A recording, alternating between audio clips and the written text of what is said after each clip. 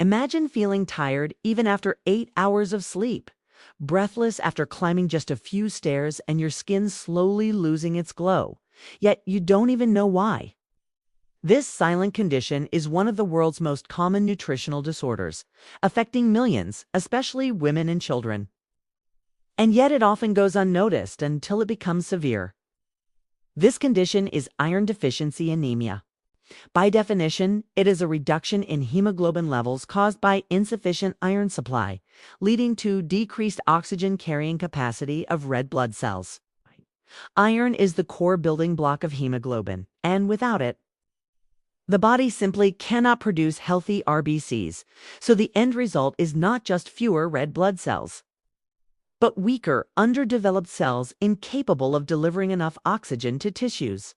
And because oxygen is the fuel for every organ, every system of the body starts to struggle quietly until symptoms become too obvious to ignore. Patients commonly present with fatigue because tissues are literally starved of oxygen. They develop pallor due to decreased hemoglobin concentration, giving the skin and mucous membranes a pale appearance. Shortness of breath occurs as the body tries to compensate for low oxygen levels by increasing respiratory effort. Tachycardia is another hallmark sign. The heart pumps faster to circulate the limited oxygen it has. Brittle nails, hair loss, and glossitis happen because rapidly dividing cells in the skin and mucosa are highly dependent on oxygen and nutrients.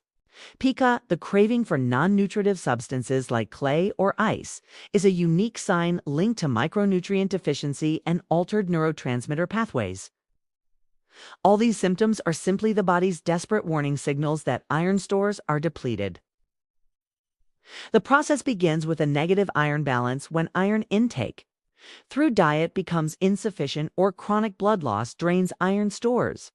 First, ferritin levels drop because storage iron in the liver, spleen, and bone marrow is mobilized to compensate. As depletion progresses, transferrin saturation falls, limiting the amount of iron delivered to developing RBCs in the bone marrow. Without adequate iron, hemoglobin synthesis declines, producing small and pale RBCs known as microcytic hypochromic cells. These RBCs carry far less oxygen and have shorter lifespans, worsening anemia. Systemic hypoxia follows, activating compensatory mechanisms like tachycardia and increased respiratory drive. Over time, tissue metabolism slows, leading to fatigue, hair thinning, brittle nails, and cognitive difficulty, all rooted in reduced cellular oxygenation. Medical management begins with identifying and correcting the underlying cause. If poor dietary intake is the issue, patients are prescribed oral iron supplements such as ferrous sulfate, typically taken with vitamin C to boost absorption. If blood loss is the root cause, clinicians must investigate sources such as gastrointestinal bleeding, heavy menstruation, or parasitic infections. In severe anemia or malabsorption states like inflammatory bowel disease, intravenous iron preparations are used. Packed RBC transfusions are reserved for critically low hemoglobin levels or symptomatic severe anemia. Dietary counseling is also an essential component, focusing on iron-rich foods like red meat, poultry, fish, leafy greens, and iron-fortified cereals. The goal is not just to replace iron, but to restore hemoglobin production and rebuild long-term iron reserves. Nursing care begins with comprehensive assessment of fatigue levels, dietary habits, bleeding history, and menstrual patterns in women.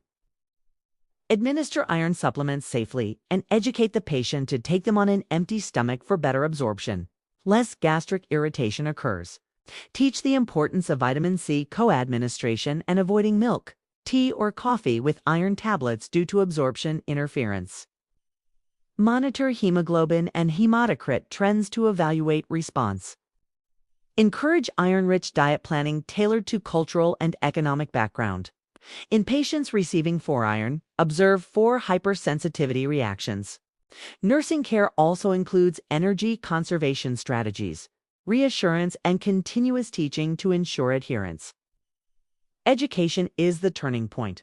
Once patients understand the cause, they become active participants in restoring their health.